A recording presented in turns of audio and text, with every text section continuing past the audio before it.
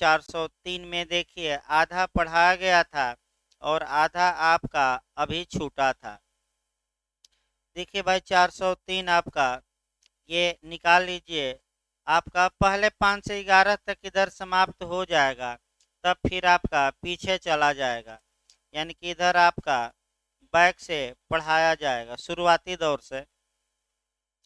देखिए आपका 403 में स्पष्टीकरण 2 हम शुरू किए थे, एक्सप्लेनेशन नंबर 2 हम शुरू किए थे भाई आपका। फिर बता दें इसको, यहाँ से भी आपका क्वेश्चन बनता है। देखिए, जिस व्यक्ति को ऐसी संपत्ति पड़ी मिल जाती है जो अन्य व्यक्ति के कब्जे में नहीं है और वह उसके स्वामी के लिए उसको संरक्षित रखने या उसके स्वामी को उसे प्रत्यावर्तित करना ना है तो लिख लीजिए वापस करना, रिटर्न करना, प्रत्यावर्तित करने के प्रयोजन से ऐसी संपत्ति को लेता है।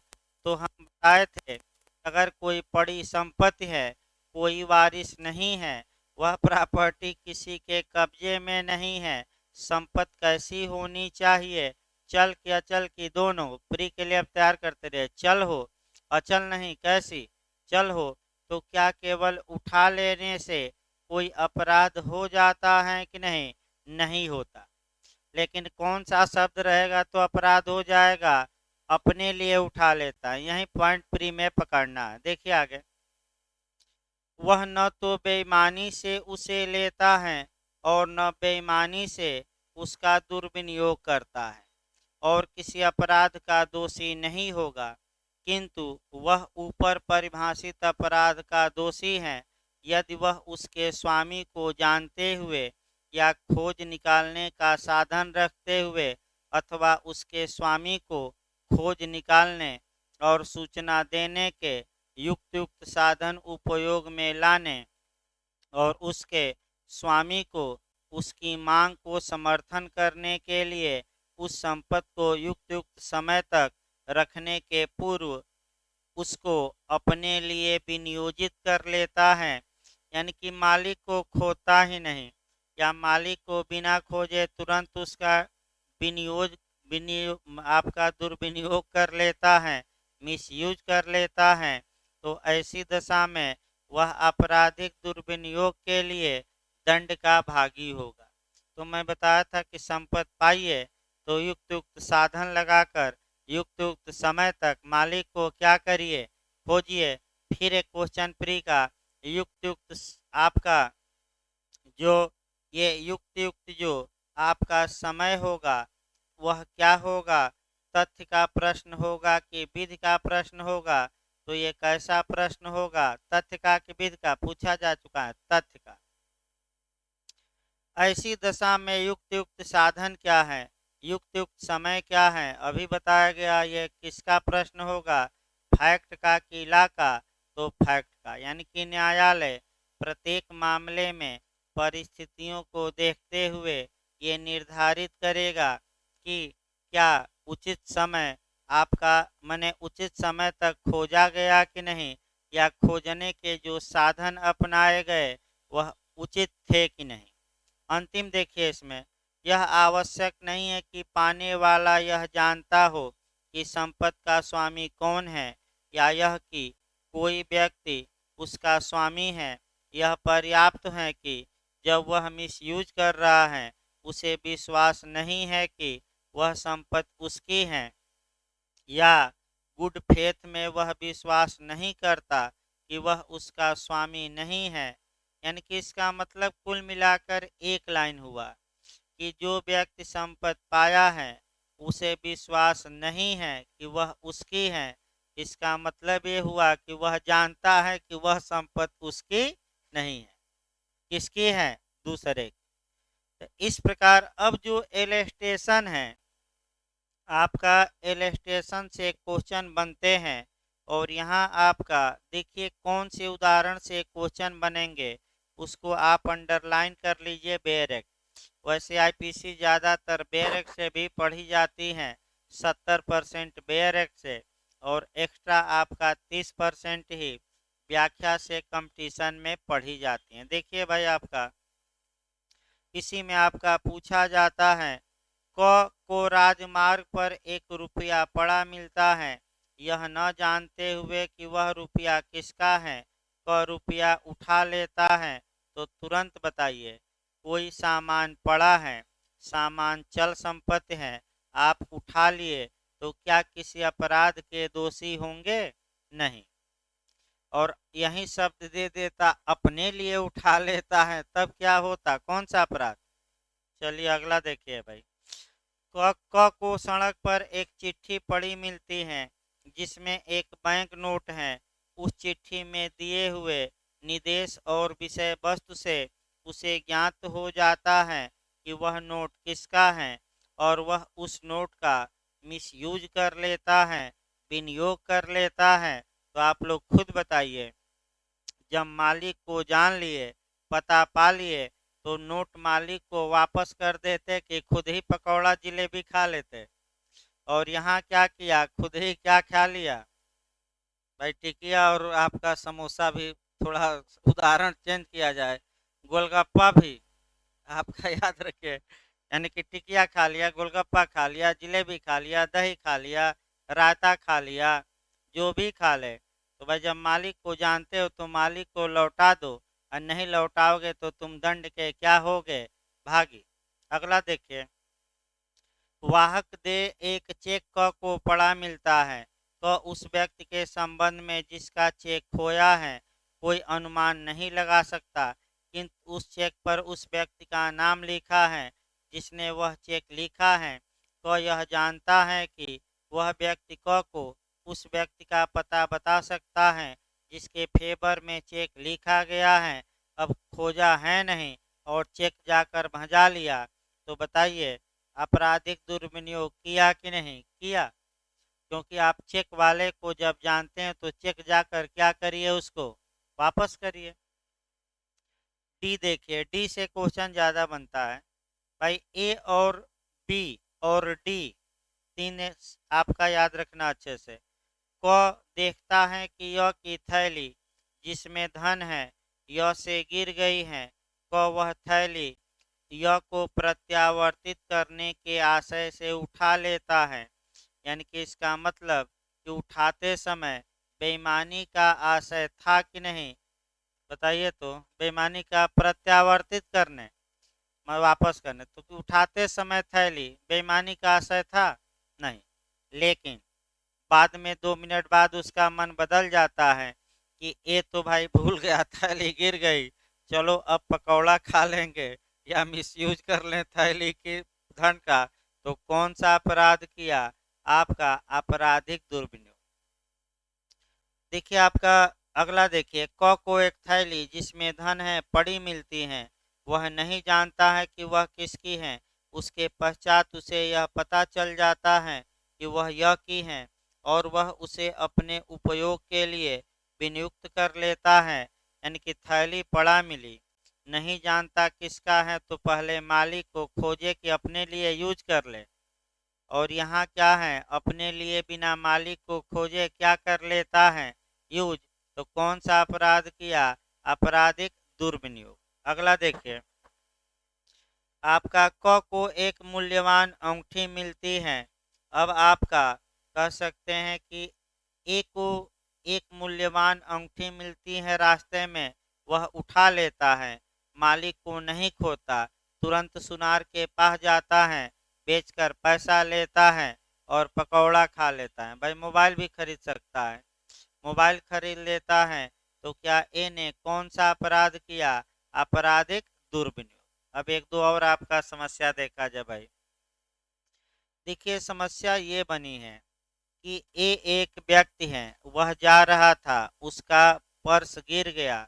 बी पीछे जा रहा था और बी देखा कि ए का पर्स गिरा है, तो बाद में हम इसको उठा लेंगे। इस ए पर्स खोजने लगा तो बी खड़ा हो जाता है और पर्स को अपने पैरों से दबा देता है, वहीं खड़ा रहता है।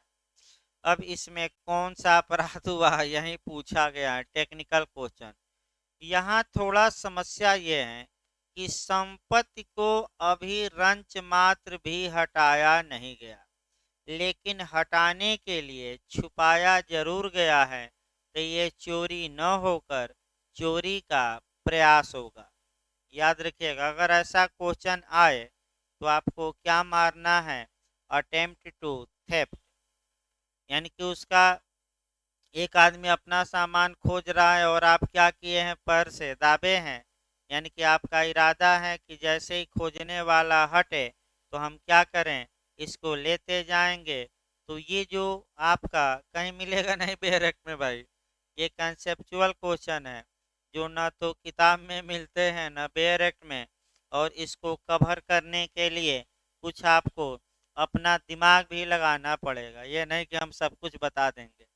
आईपीसी ऐसा कानून है कि कुछ आपको क्या लगाना पड़ेगा, अपना दिमाग। तो ये क्या होगा, ये क्वेश्चन इंटरव्यू में यूपीएपीओ के इंटरव्यू में पूछा गया था।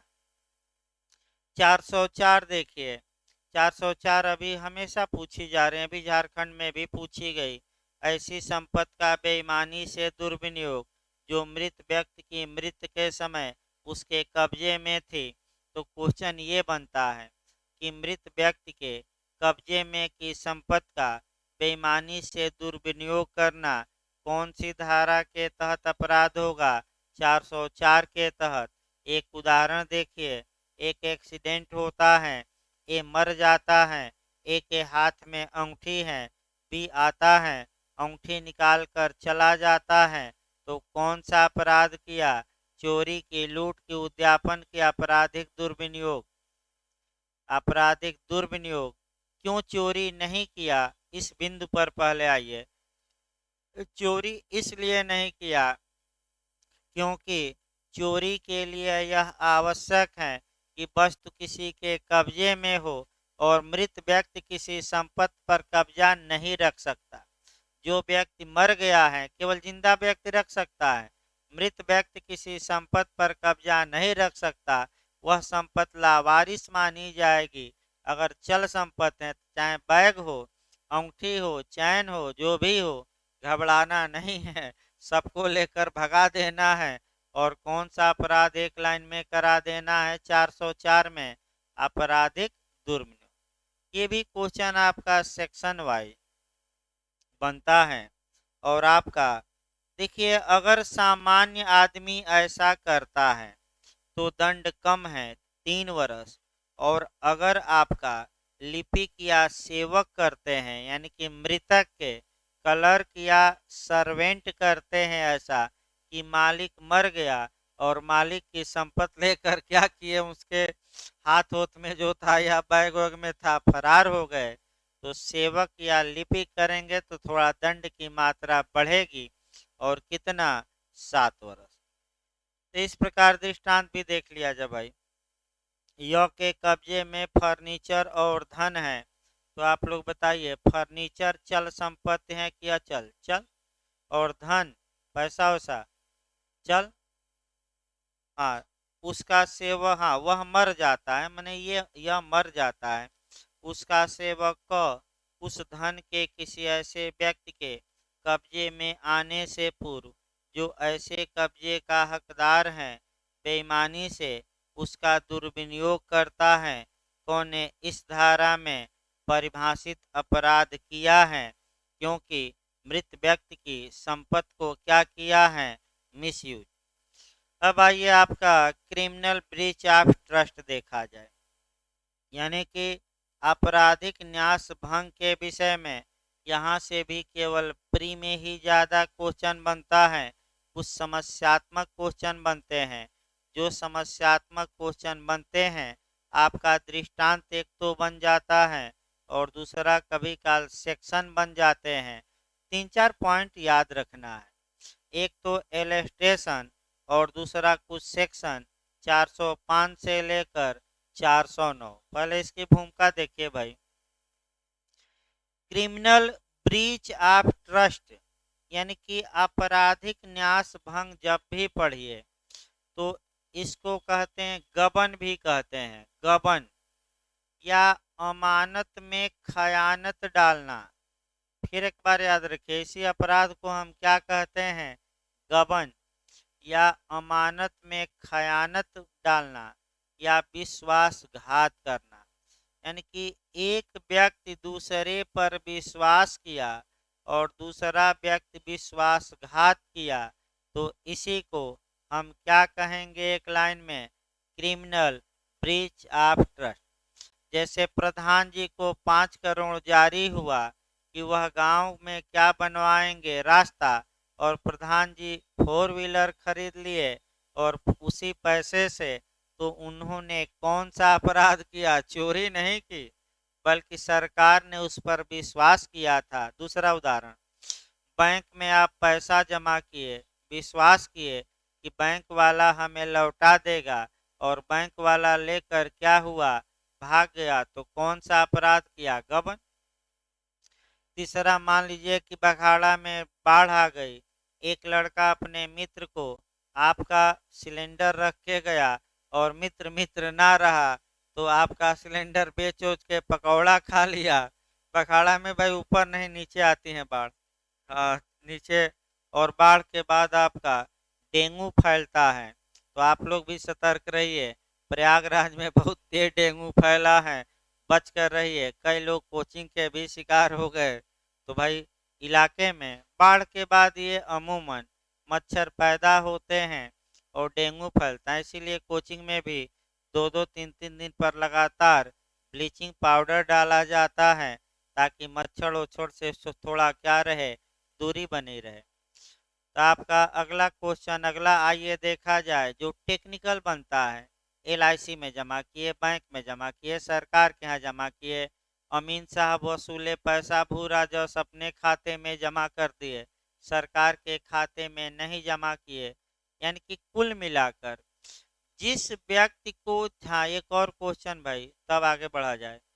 आपराधिक न्यास भंग का अपराध चल और अचल दोनों संपत्तियों के प्रति हो सकता है। याद रखिएगा, चल संपत्ति के भी प्रति और किसके? अचल। इसमें मुख्य रूप से आपको यही पढ़ने को मिलेगा कि एक व्यक्ति दूसरे पर बिलीव करता है और दूसरा उस बिलीव को, यानी कि उस विश्वास को धक्का पहुंचाता है, यानी कि विश्वासघात करता है, तो इसे क्रिमिनल ब्रीच ऑफ ट्रस्ट या गबन कहा जाता है। अब एक दो और उदाहरण टेक्निकल दिया जाए और तब आपका आगे बढ़ा जाए। जो टेक्निकल उदाहरण आपका झारखंड इत्यादि राज्यों में पूछा जा रहा है, वह चोरी और आपराधिक न्यास भंग में हल्का सा ही अंतर है। यानी कि कुछ मामलों में हल्का सा ही अंतर है, और ये उदाहरण मैं कई बार बताया हूँ। और शुरुआती दौर में ये उदाहरण गलत न हो। ये एक मालिक है, अपने नौकर बी को एक प्लेट देता है। अब शब्द पकड़िएगा, यही शब्द गलत।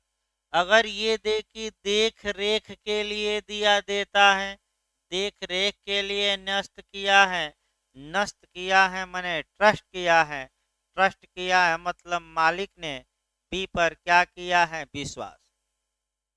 अब जैसे ही देख रेख पूछे आ जाए शब्द, तो ये बी अगर प्लेट लेकर भाग गया तो चोरी कराइएगा। क्यों? क्योंकि सेक्शन 27 के तहत अभी उस प्लेट पर कब्जा कानूनन किसका माना जाएगा? मालिक का। और ये माना जाएगा कि नौकर ने मालिक के कब्जे में से प्लेट लेकर भागा है। तो फिर एक बार आइए, देख रेख के लिए नष्ट किया है मतलब कि कब्जा अपने पास अभी कौन कानूनन रखा है? मालिक। कौन सी धारा के तहत? 20। लेकिन देख रेख हटा दीजिए और ये केवल रहे कि मालिक ने नौकर को न्यस्त किया। यही गलती होती है, जो शुरुआती दौर में गलतियों को सुधारिए। अगर मालिक ने नौकर को न्यस्त किया और नौकर उसका मिसयूज कर लिया, तब ये आपका क्रिमिनल ब्रीच ऑफ ट्रस्ट होगा, यानी कि आपराधिक न्यास भंग का अपराध होगा। ये पॉइंट पकड़े रहना है। न्यस्त का मतलब ही हुआ विश्वास करना। इसको आप कोरिलेट भी कर सकते हैं पढ़ते समय। कोरिलेट तो भाई तमाम कानूनों से हो सकता है, लेकिन आपका न्यास अधिनियम 1882 भी बना है। न्यास के लिए तमाम कानून है, लेकिन सीमित दायरा रखते हुए केवल संविदा अधिनियम से हम कोरिलेट करते हैं। और देखिए, एक ने दूसरे पर विश्वास किया और दूसरा विश्वासघाती निकला। तो आइए विश्वास किया कराया जाए। और बिहार जे में ये क्वेश्चन डायरेक्ट आया है। देखिए गुरुचल 16 हम बता रहे हैं भाई। अनुचित दबाव या असम्यक असर या अनड्यू इन्फ्लुएंस। देखिए ए एक गुरु है और बी की इच्छा को दबाया, बी पर अनुचित प्रभाव डाला और अनुचित बी विश्वास करता था। यानी कि चेला किस पर पूर्ण विश्वास करता था? गुरु पर, कि जो गुरु कह देंगे उससे बड़ा वाक्य कोई नहीं होगा। और गुरु निकले गुरु घंटाल। और 1 लाख का घोड़ा चेले के पास था। गुरु ने कहा कितनी शिक्षा दे दूंगा कि 1 मिनट में तुम पीसीए बन जाओगे। तो कई जगह दी जाती है भाई शिक्षा, जाकर पढ़ सकते हैं, कोई रोक टोक नहीं है। यानी कि 1 मिनट में इतना गुरु मंत्र दे देंगे लोग कि आप 1 मिनट में क्या कर जाएंगे, टॉप कर जाएंगे। जाइए कई कोचिंगों में, यहाँ तो भाई कोई लालीपाप किसी को दिया ही नहीं जाता। पढ़ना हो पढ़िए, न पढ़ना हो जाइए कहीं और पढ़ लीजिए। कभी पूछा भी नहीं जाता कि पप्पू कहाँ से पढ़कर आया है। किसी से भले अपने लोग बता दें, कहीं पूछा नहीं गया भाई। तो आपका ऐसी दशा में अब गुरु ने क्या किया कि 1 लाख का घोड़ा 1,000 में ले लिया चेले से। अब चेला बेचारा गुरु पर विश्वास करता था और गुरु ने क्या किया? विश्वासघात। तो ये जो संविदा है, अब ये पूछा गया था बिहार जे में कि किस में आएगी? असम्यक असर। यानी कि एक व्यक्ति दूसरे पर विश्वास किया और दूसरे उस विश्वास का लाभ उठाया, नाजायज लाभ उठाया, जायज नहीं। अगर 1 लाख का घोड़ा था, 1 ही लाख में गुरु खरीद लेते तब तो जायज लाभ। कितना में खरीदे? 1,000 में। तो ये कैसा लाभ उठाया? यानी कि गुरु ने चेले की डिजायर या इच्छा को डोमिनेट किया। डोमिनेट मने कुचल दिया, दबा दिया, अधिशासित किया। और अधिशासित करके कैसा फायदा उठाया? उचित की अनुचित? अनुचित। तो सेम उसी प्रकार आइए, जो ब्रीच ऑफ ट्रस्ट होगा, लास्ट लाइन तब बैरक शुरू किया जाए। बैरक में उतना दम नहीं है। लास्ट लाइन ये आई कि आपने चल या अचल संपत्ति किसी को दी, सम्मत से दी, विश्वास करके दी। विश्वास कर मैंने न्यस्त किया। भाई विश्वास मतलब याद रखिए, बैरक में क्या लिखा रहेगा? न्यस्त किया।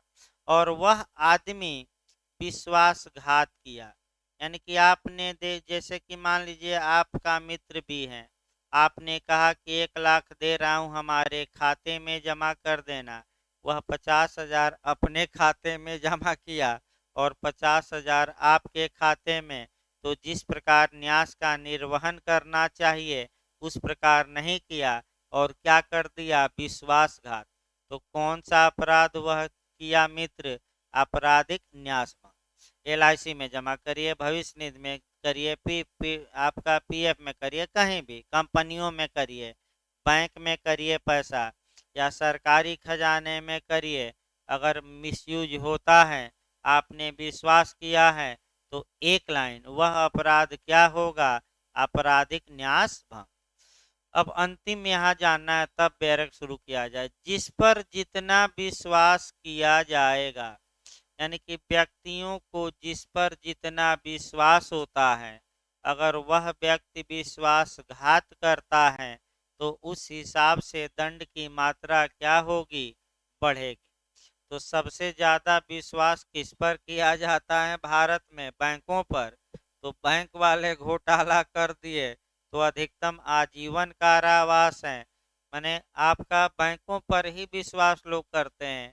आज भी लोग अपना गड़ा धन डाक खाने या बैंक में, लेकिन प्राइवेट बैंक में भूल कर भी जमा न करिएगा, हम बता दे रहे हैं। प्राइवेट बैंक में कब भाग जाए कोई भरोसा नहीं। कई बैंक ऐसे थे जो ले देकर क्या हो गए, भाग गए और हाथ खड़ा कर दिए कि हम क्या हो गए हैं, अब दिवालिया, एक पैसा भी नहीं बचा।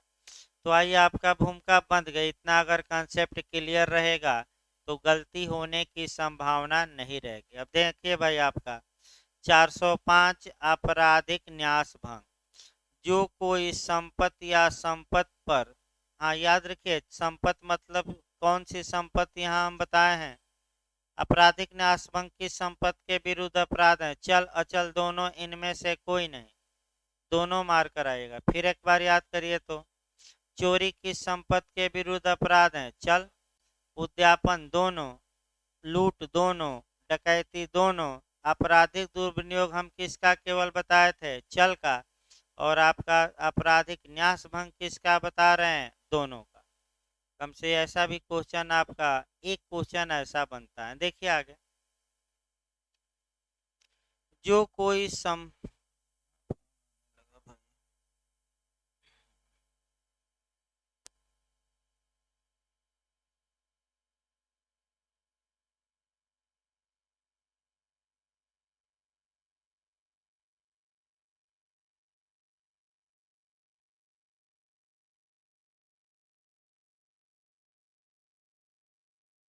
देखिए, आपका बेयर एक्ट देखा जाए भाई, कम से कम आपराधिक न्यास भंग भी आज समाप्त कर जाए, बहुत आसान है, अब कठिन नहीं है। इसमें आपका दृष्टांत ही और दो तीन धाराएं थोड़ा याद करनी है और कुछ नहीं।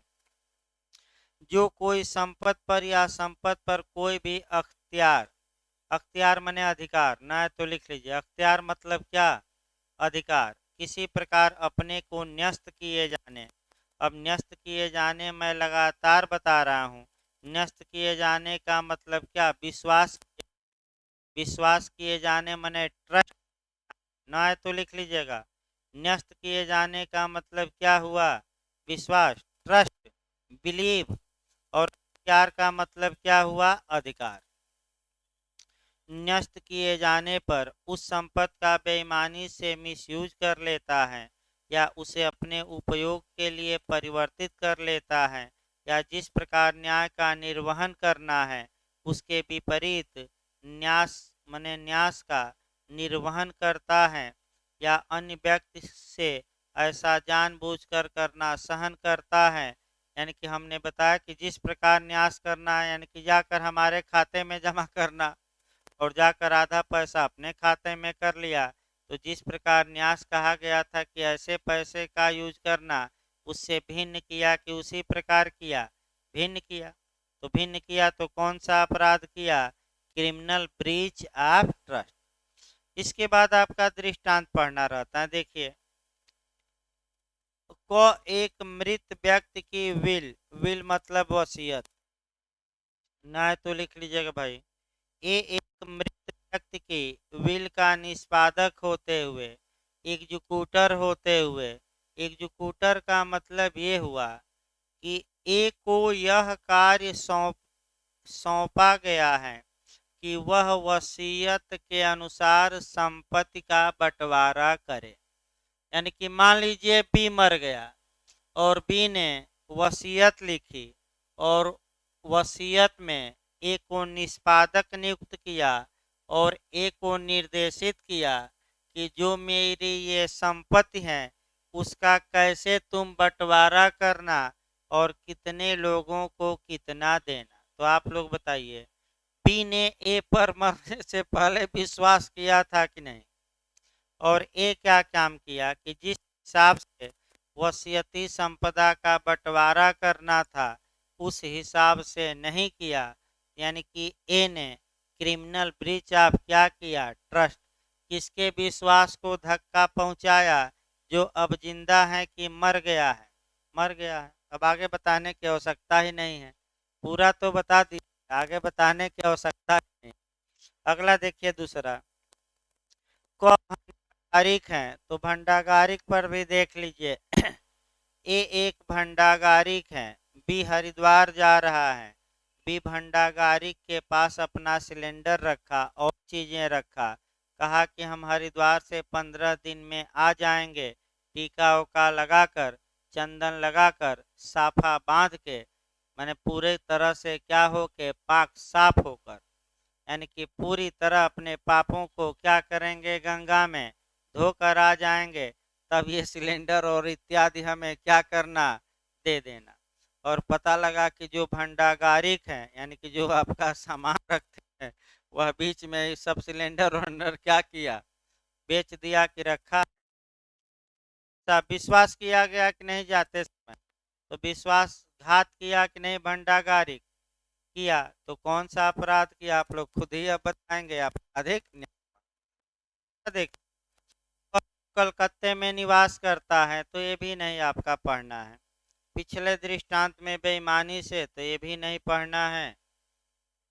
आपका राजस्व अफसर का पूछा जाता है, तो राजस्व अफसर से आपका एक राजस्व अफसर क के पास लोक धन न्यस्त करता है, और वह उस सब धन को जो उसके पास न्यस्त किया गया है एक निश्चित खजाने में जमा कर देने के लिए या तो विधि द्वारा निर्देशित है या सरकार द्वारा संविदा से निर्देशित है, और वह आपका यानी कि कुल मिलाकर ये एक राजस्व अफसर हैं। और लोग लोग अपना भू राजस्व जमा करते हैं किसके पास, ए के पास। ए को कानूनन बाध्य हैं कि उस रेवेन्यू का पैसा सरकारी खजाने में जमा करे कि अपने खाते में, बताइए तो। और जमा कर लिया अपने खाते में, अपना 2 बूंद ले लिया और उसमें समाप्त कर दिया, या 2 बूंद नहीं भाई, थोड़ा इस समय मामला तगड़ा चल रहा है, तो आपका कोकीन और क्या लिवा दिया जाए, हीरोइन, चरस, गांजा, कोकीन। अब ये है कि भाई वो तो अलग बात है कि विवाद अब ज़्यादा बढ़ गया है। अब आपका मैंने फंसाया गया कि नहीं फंसाया गया, अब इसकी भी जांच होगी, वो तो अलग बात है। लेकिन कोकीन ले लिया और पूरा पैसा उड़ा दिया, तो ए पर लोगों ने विश्वास किया था कि नहीं कि ये हमारा पैसा खजाने में जमा कर देगा, और ए ने क्या कर दिया, विश्वासघात। तो कौन सा अपराध किया, आपराधिक न्यास भंग। तो आपराधिक न्यास भंग के लिए दंड 406 में है। सामान्य आपराधिक न्यास भंग के लिए दंड 3 वर्ष या जुर्माना या दोनों। इसके बाद आपका आपराधिक न्यास भंग का गंभीर रूप 407, 408 और 409 में दिया गया है। मैं बार बार बता रहा हूँ कि जिस पर विश्वास ज़्यादा होगा, दंड की मात्रा क्या होगी, बढ़ेगी। तो विश्वास कराया जाए थोड़ा ज़्यादा। देखिए बस सेक्शन याद करना है, और 408 को 378 से जोड़ना है, वहीं फिर हम जोड़ेंगे। वाहक आदि द्वारा आपराधिक न्यास भंग 407 में है। जो कोई वाहक, वाहक यानी कि सामान एक जगह से दूसरी जगह ले जाने वाला, उसको हम क्या बोलते हैं इंग्लिश में, कोरियर, कोरियर ही बोलते हैं। जो सामान को एक जगह से क्या करे, कोरियर ही बोलते हैं। या घाटवाल, अब घाटवाल आपका समझा दिया जाए, जैसे कि आप लोग कभी गाँव में गए होंगे, तो अगर आपका किसी नदी को पार करना है, तो ऐसी दशा में आपका कह सकते हैं कि नदी के इस बगल और उस बगल आपका झोपड़ी लगाकर लोग रहते हैं। आपकी बाइक हुई, 4 व्हीलर हुई, कोई सामान हुआ, आप वहीं रख देते हैं और कहते हैं कि मैं उस पार से काम निपटा कर आ रहा हूँ, तो ये बाइक या साइकिल मैं क्या करूँगा, ले जाऊँगा कहाँ, नाव पर ढोऊँ मैं। और उसी को घाटवाल कहते हैं। उसके लिए वो कुछ पैसा भी लेते हैं भाई, उसके लिए वो आपका कुछ शुल्क भी लेते हैं, 5 रुपया 10 रुपया जो भी लें। इसके बाद आपका हो गया भंडागारिक, ये अगर इनके यहाँ चल या अचल संपत्ति, तो 3 है याद रखिए। वाहक यानी कि सामान ले जाने वाला, घाटवाल यानी कि जो घाट पर रहते हैं और सामान रखते हैं, और तीसरा कौन है, भांडागारिक, यानी कि भांडागारिक माने कहीं जाइए तो सामान रख दीजिए, आपको पर्ची मिलेगी और खूब घूमिए, और फिर आइए तो आपका सामान क्या होता है, मिल जाता है। तो ऐसी दशा में अगर ये तीनों को सामान दिए हैं और ये मिसयूज कर लेते हैं, न्यास भंग करते हैं, तो दंड की मात्रा बढ़ेगी थोड़ा और 7 वर्ष तक का कारावास और जुर्माना। 408 ही आपको थोड़ा अच्छे से पढ़ना है। जब भी 408 को पढ़िए 378 को जोड़कर पढ़िए 408 को, और इसी के आईपीसी की धारा 27 पढ़ेंगे। फिर एक बार समझिए कौन सी धारा। पहले 27 देखा जाए भाई। 27 ये बताती है कि कुछ दशाओं में अगर लिपिक या सेवक को संपत्ति का कब्जा दिया गया है तो उस पर कब्जा लिपिक या सेवक का न मानकर स्वामी का माना जाएगा। तो यही टेक्निकल पॉइंट पकड़ना है कि यदि कब्जा 27 के तहत अभी स्वामी का है, भले लिपिक या सेवक को संपत्ति दे दी गई है और लिपिक या सेवक संपत्ति को लेकर भाग जाता है, मिसयूज करता है, तो ये शुद्ध रूप से चोरी का अपराध होगा। क्यों? क्योंकि कब्जा किसके पास अभी माना जाएगा? मालिक के। अब आइए एक उदाहरण में अभी इसीलिए पहले बताया था। ए एक मालिक है, यही उदाहरण बार बार पूछा जाता है। ए एक मालिक है, अपनी प्लेट अपने सेवक को देख रेख के लिए न्यस्त करता है, सेवक प्लेट का मिसयूज कर देता है, यानी कि बेच बाच कर प्लेट पकौड़ा जलेबी समोसा खा लेता है, तो ऐसी दशा में सेवक ने कौन सा अपराध किया? चोरी। चोरी किया, लेकिन कब चोरी दिखाएंगे?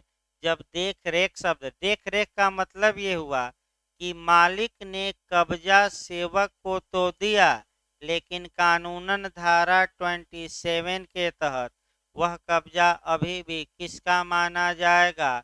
मालिक का, इसलिए चोरी। अब अगला क्वेश्चन आइए। एक मालिक है, अपने सेवक को प्लेट न्यस्त करता है। एक शब्द हम हटा दिए, कौन सा? तो न्यस्त करता है, यानी कि अब सेवक को कब्जा दे दिया, और न्यस्त का मतलब है, मैं बता रहा हूँ लगातार, विश्वास किया कि सेवक अच्छे से इस प्लेट को रखेगा, और सेवक प्लेट लेकर क्या हो गया? चंपत। तो कौन सा अपराध किया? तो 408 के तहत कौन सा?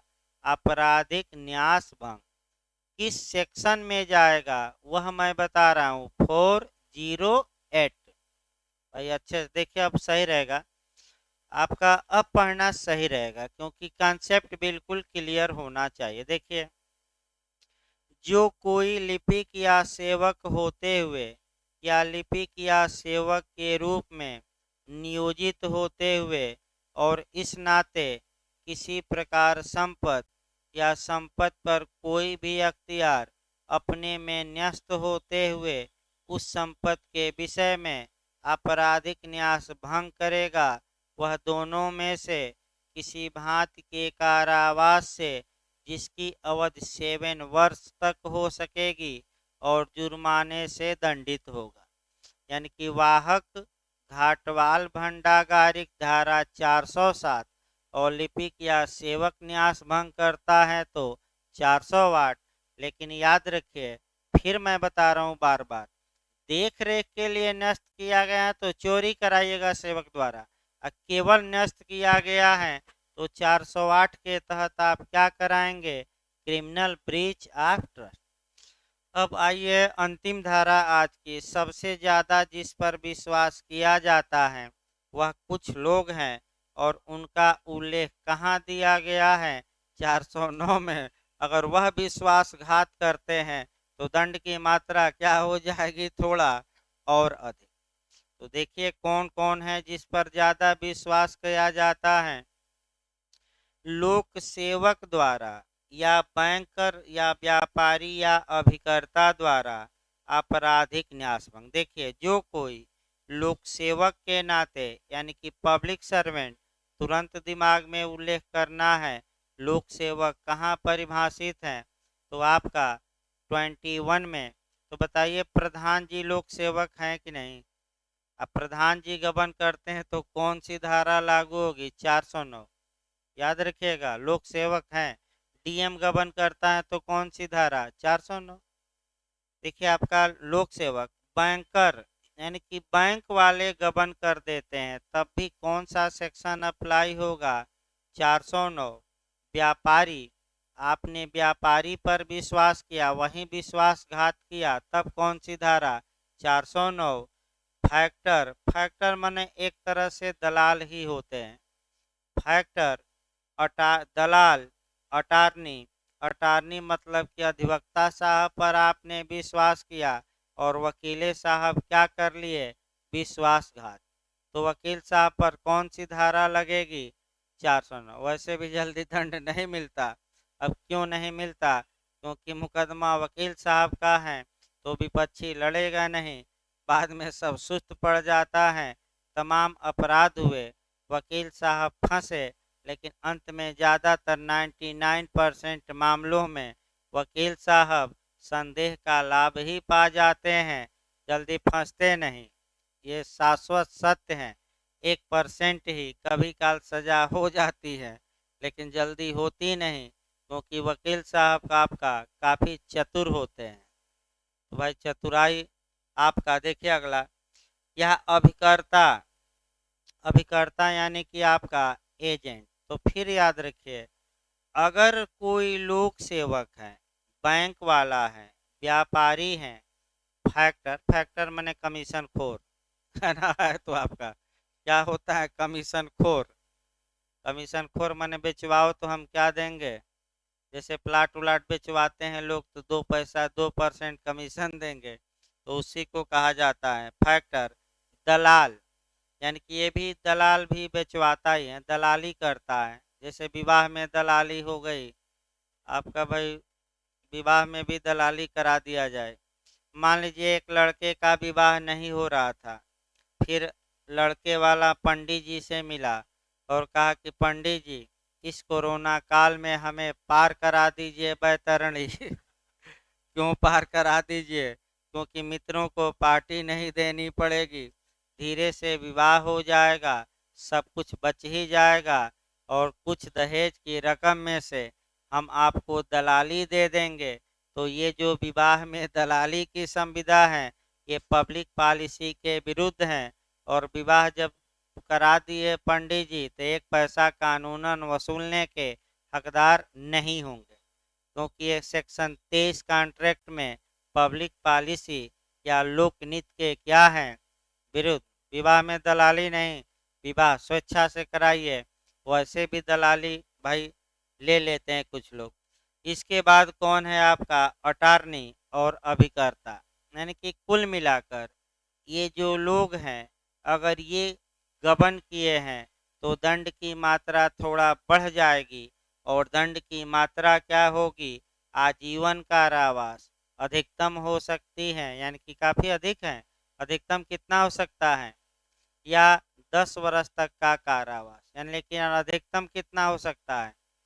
यानी कि हमने लास्ट में जिस व्यक्ति पर जितना अधिक बिलीव होगा, अगर वह विश्वासघात करेगा तो दंड की मात्रा क्या होगी? बढ़ेगी। और सबसे ज़्यादा विश्वास वकील साहब पर भी, अभिकर्ता पर भी, आपका व्यापारी पर भी, बैंक पर भी और लोक सेवक पर। एक लोक सेवक का उदाहरण, बैंक वाला तो कई बार मैं बताया हूँ, एक लोक सेवक का उदाहरण बता दिया जाए भाई। देखिए, ये एक राजस्व अफसर हैं और लोग इस पर विश्वास कर रहे हैं कि जो हम रेवेन्यू या भू राजस्व इसको देंगे, ये जाकर सरकारी खजाने में हमारा रेवेन्यू क्या करेगा? जमा। और ये जो अफसर हैं, ये अपने खजाने में जमा कर दिया तो आपका लगेगा, चूंकि ये पब्लिक सर्वेंट हैं और ये क्रिमिनल ब्रीच ऑफ ट्रस्ट किया है, तो कौन सी धारा लगा दी जाएगी? 409। बहुत ज़्यादा दंड है और इसीलिए आपका तिकड़मबाजी निलंबित भी होते हैं और तिकड़मबाजी भी करते हैं कि हमने, बाद में होता क्या है कि ये पैसा धीरे से जमा कर देते हैं और अपना सरकार आपका सुस्त पड़ जाती है और फिर 2-4 साल बाद नौकरी क्या कर लेते हैं? ज्वाइन, हाई कोर्ट में लड़ जाएंगे और सरकार उतना तगड़े से पैरवी नहीं कर पाती, तो अतः सरकार हार जाती है और ये गबनकर्ता ज़्यादातर क्या करते हैं, जीत जाते हैं। अब कितने प्रधानों को सजा मिली बता दीजिए भाई, एक दो को मिली होगी, नहीं तो मुकदमा होता है, प्रधानी से हटा तो मामला टाँ टाँ फीस, यानी कि जाओ, अब कहाँ से पैसा वसूली होगी। अब तो गाड़ी ओड़ी फार्चूनर खरीद के प्रधान जी क्या हैं, गांव के मुखिया कहलाते हैं भाई। तो इस प्रकार भाई कल से थोड़ा स्पीड बढ़ाया जाएगा और कल से आपका 4:30 बजे से क्लास चलेगा, अब लेट ना किया जाए, यानी कि कल से आपका 4:30 बजे से भाई शुरू हो जाएगा। प्रयास ये करिए कि 4:30 बजे आ जाइए, पहले सीआरपीसी चलेगी फिर आईपीसी।